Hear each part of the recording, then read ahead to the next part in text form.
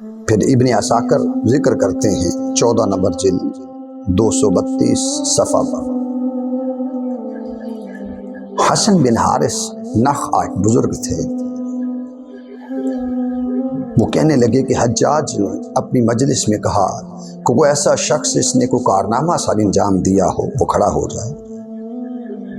تو کہتی ہیں کہ ایک شخص سنان بن انس کھڑا ہوا اور اس نے کہا کہ میرا کارنامہ یہ ہے کہ میں نے حسین کو شہید کیا ہے، قتل کیا۔ استغفر اللہ العظیم۔ وہ اپنا کبھی کارنامہ ذکر کر رہا ہے۔ جس سنان وہی تھا کہ جس نے سید الشہداء جب سواری پر سوار تھے اس نے نیزہ مارا تھا، اور اس کے نیزہ لگنے کی وجہ سے سید الشہداء کا جسم اقدس زمین پر آ چکا تھا۔ تو اس نے یہ کہا کہ میں نے یہ کام کیا۔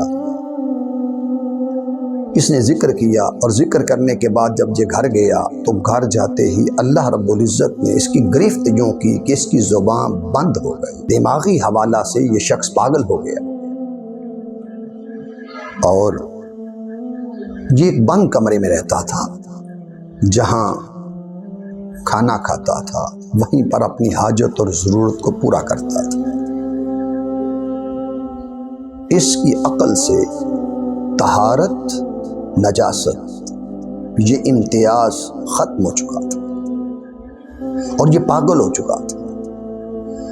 تو جو فخر سے یہ کہہ رہا ہے کہ میں نے نیزہ مارا، میں نے شہید کیا، میں نے قتل کیا، اللہ رب العزت نے اس کی زندگی میں اسے منطقی انجام تک یوں پہنچایا کہ اسے پاگل کر دیا، ہوش و حواس جاتا رہا، اور اس کی زبان بند کر دی گئی، اور زبان اس لیے بند کر دی گئی کہ کوئی توبہ نہ کر سکے، عقل اس لیے معاف کر دی گئی کہ کوئی سمجھ نہ سکے۔ تو دشمنان اہل بیت کے انجام میں سے سنان کا یہ حال آپ کے سامنے میں عرض کر رہا ہوں کہ جس کی زبان بند کر دی گئی، جس کی عقل معاف کر دی گئی، جس کو پاگل کر دیا گیا، جس کو پاکی اور ناپاکی کی تمیز چھین لی گئی۔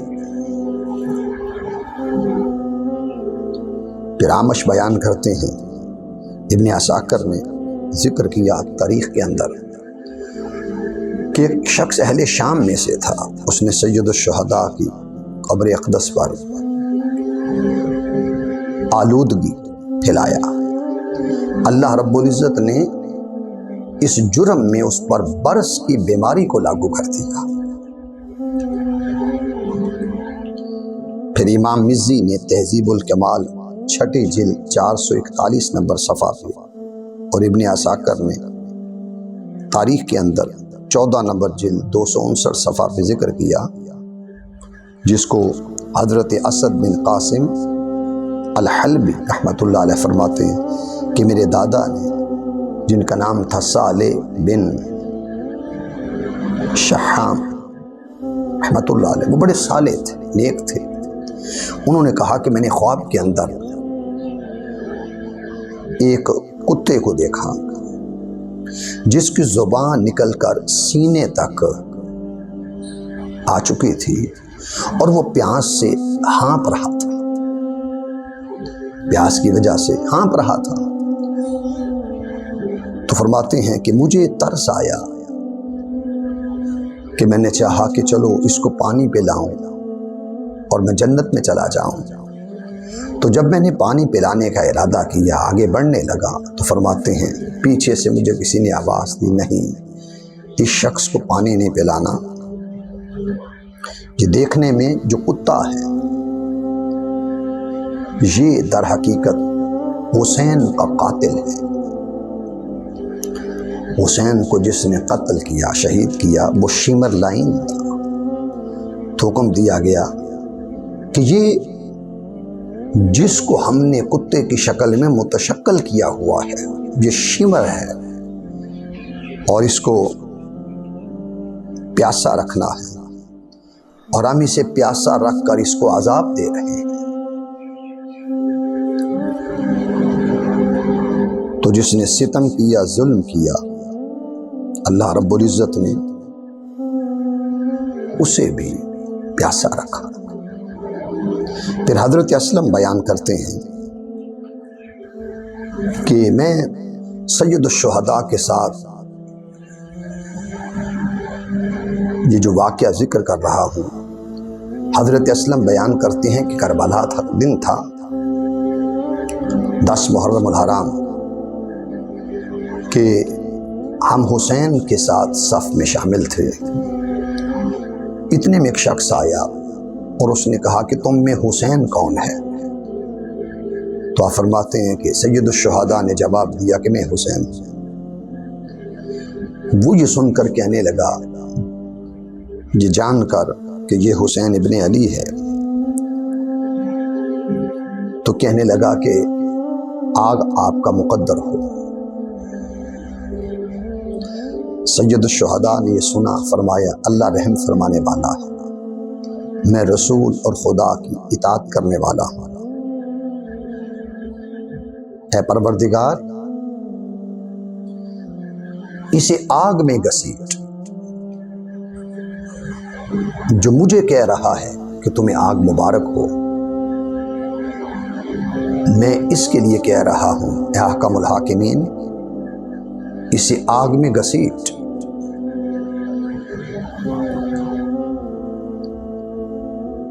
راوی کہتے ہیں وہ شخص جب چلا، اس بارگاہ سے ہٹا، گھوڑے پر سوار تھا، ہم نے کیا دیکھا، اس کے گھوڑے نے اسے اچھالا اور اسے نیچے جب گھوڑا گرا رہا تھا، اس کے دونوں پاؤں رکاب میں اٹک گئے،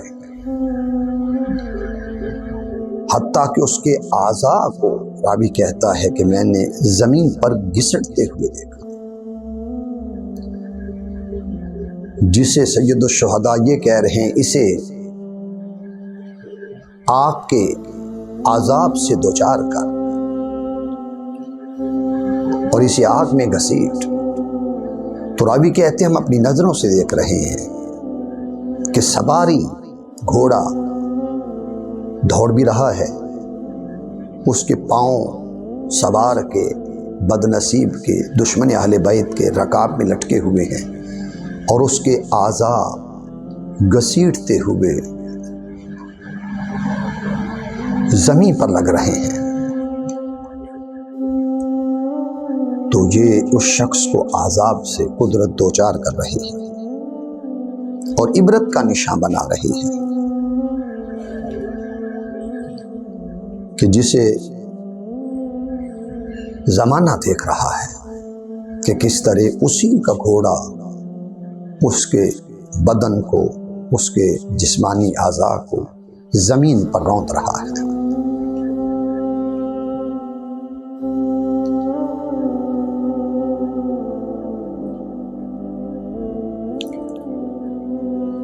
پھر قلبی نے ذکر کیا کہ سید الشہداء پانی پینے لگے، ایک شخص نے آپ کے جبڑے پر تیر مارا جس سے خون نکلا۔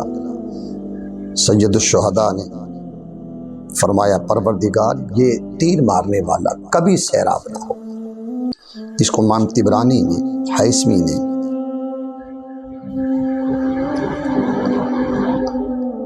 ذکر کیا کہ اسے فرمایا کہ اللہ تجھے کبھی سیراب نہ کرے۔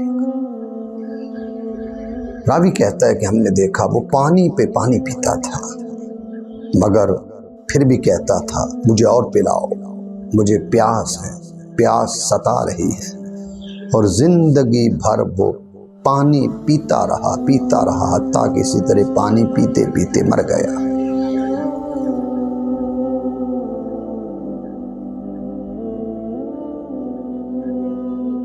پھر ایک شخص جو دیکھنے میں خوبصورت تھا اور اس کے منہ سے تارکول کی بو آتی تھی، امام الالقائی نے کرامات اولیاء میں لکھا، حدیث نمبر 91، امام اللالکائی لکھتے ہیں کہ حضرت عبد الملک بن عمیر سے روایت دیتے ہیں کہ وہ جس کے منہ سے تارکول کی بو آ رہی تھی اس سے پوچھا گیا وجہ کیا ہے؟ اس نے کہا وجہ یہ ہے کہ میں نے خواب کے اندر دیکھا کہ میدان حشر برپا ہو چکا ہے اور میں اپنی قبر سے نکلا تو میں پیاسا تھا۔ جب حشر میں آیا تو ایک جگہ دیکھا حوض بنا ہوا ہے اور لوگ جمع ہیں اور وہاں پر پانی تقسیم ہو رہا ہے۔ قریب گیا، دیکھا سرور کونین صلی اللہ علیہ وسلم کی ذات گرامی ہے اور حضور علیہ السلام جام کوثر بھر بھر کر پلا رہے ہیں۔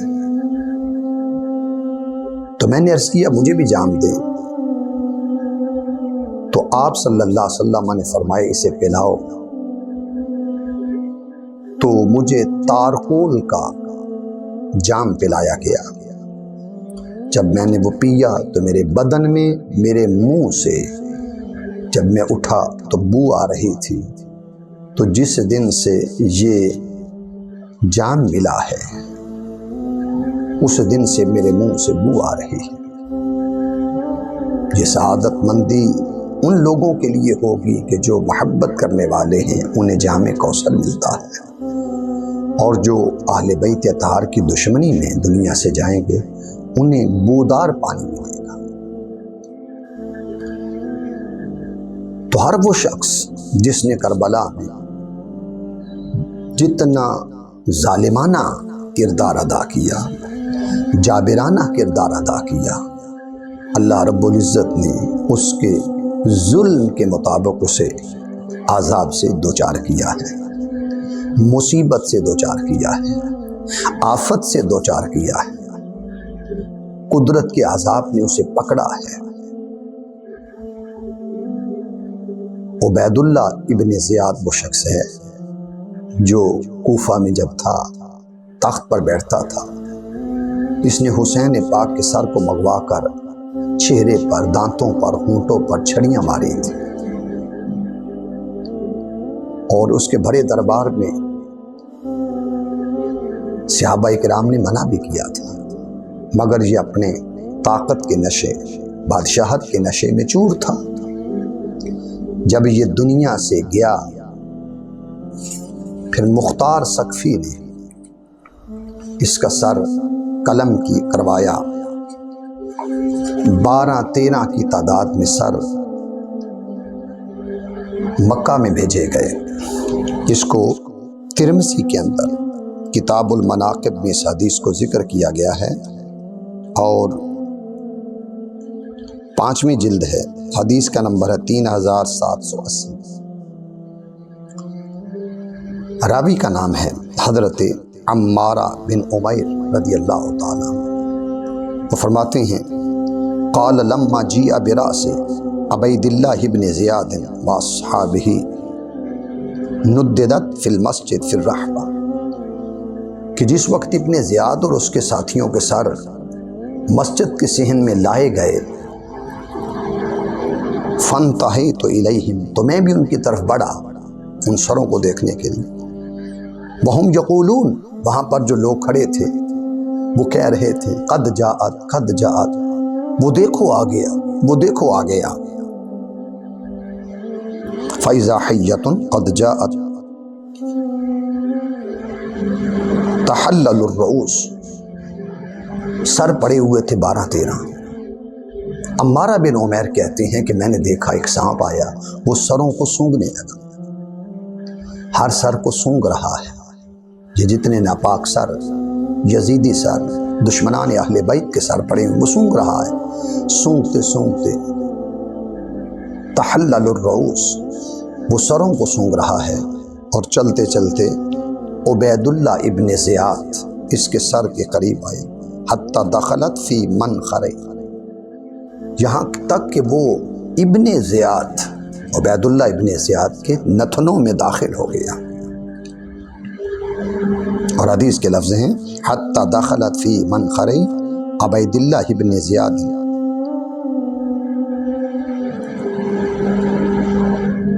اور وہ داخل ہوا، تھوڑی دیر رہا اندر، پھر باہر نکلا، ثم خرج، پھر منہ کے ذریعے باہر نکلا، فذهب، پھر وہ چلا گیا، حتی تغیب، یہاں تک کہ غائب ہو گیا، ثم قالوا، پھر لوگ کہنے لگے، قد جاءت، وہ دیکھو آ گیا، وہ دیکھو آ گیا، ففعلت ذالک،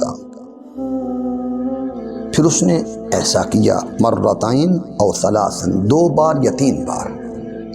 تو حضرت عمارہ بن عمیر کہتی ہیں کہ میں دیکھ رہا ہوں وہ سانپ نتنوں میں داخل ہوتا ہے اور عبید اللہ ابن زیاد کے منہ سے نکلتا ہے۔ 1 بار دیکھا، مرتين 2 بار دیکھا، ثلاثا 3 بار دیکھا۔ وہ لوگ جو دشمن رہے، حسین ابن علی کی توہین کرتے رہے، بے توقیری کرتے رہے، اذیت دیتے رہے اور چھڑیاں مار کر خوش ہوتے رہے، ان لوگوں کے انجام کو دیکھو۔ یہ ترمذی کی حدیث ہے، سیاسی تامیز میں۔ قدرت لوگوں کو ان کا انجام دکھا رہی ہے کہ ابھی وہ قبروں میں نہیں گئے، ابھی وہ حشر میں نہیں آئے، ابھی وہ دنیا میں ان کے کٹے ہوئے سر ہیں، پروردگار عالم عذاب کے طور پر سانپ کو بھیج رہا ہے اور اس کے نتنوں میں داخل کروایا جا رہا ہے، منہ کے ذریعے اس سانپ کو نکالا جا رہا ہے۔ 2-3 بار حضرت عمارہ بن عمیر کہتی ہیں کہ میں نے یہ دیکھا۔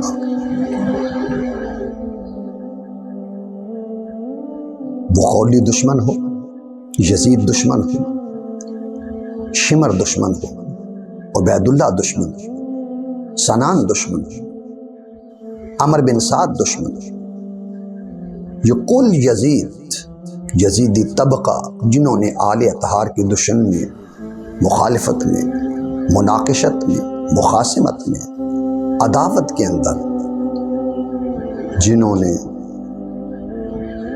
یہ کام کیا، ایک بھی ایسا شخص نہیں جو کہے کہ میں بچ گیا۔ ایک شخص تھا، رات کا وقت ہے، خیمے میں چراغ جل رہا ہے، وہ آ کر بیٹھ گیا، باتیں ہونے لگی، کہنے لگا کہ پتہ چلا ہے کہ بات ہو رہی ہے کہ کربلا میں جس نے حصہ لیا وہ اللہ تعالیٰ نے اس کو ضرور عذاب سے پکڑا۔ کہنے لگے میں بھی حصہ لیا، میں بھی شامل تھا، مجھے تو کسی عذاب نے نہیں پکڑا، چراغ چل رہا تھا۔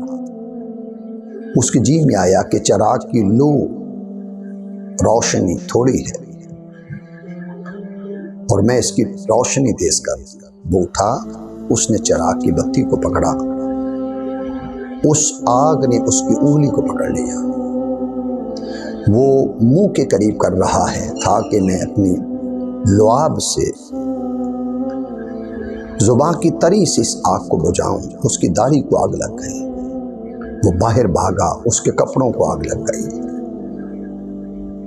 راوی کہتے ہیں میں نے دیکھا، پھر وہ گرا ہوا تھا اور آگ نے اسے جلا کر کوئلہ کر دیا تھا۔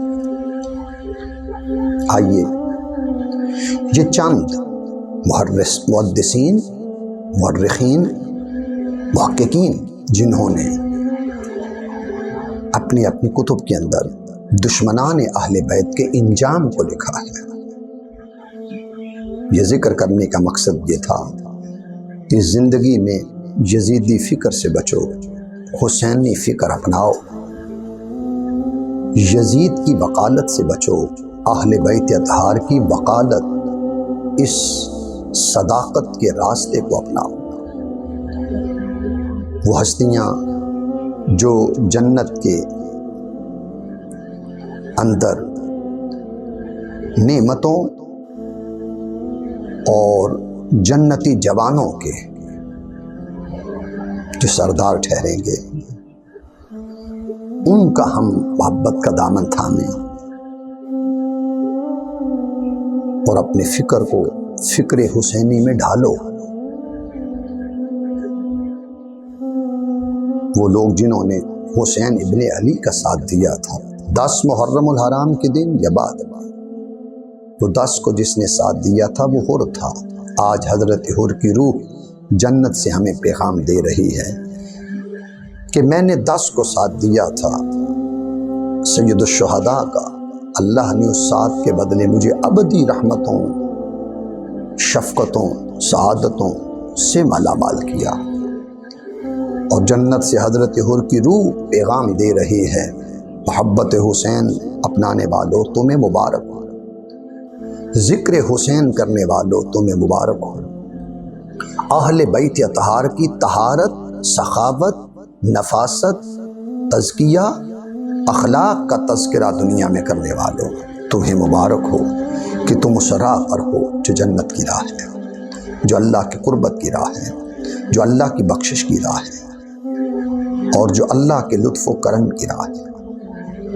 اللہ تعالی ہمیں اہل بیت اطہار کی محبت میں یہ زندگی گزارنے کی توفیق دے، اور دشمنان اہل بیت سے ہمیں اس فکر سے بچائے، اس طبقے سے بچائے، اس گروہ سے بچائے، اور ہمیں ہمیشہ سعادت مند لوگوں میں رکھے، اور شقاوت مند لوگوں سے ہمیں بچنے کی توفیق مرحمت فرمائے۔ وما علیہ الا البلاغ۔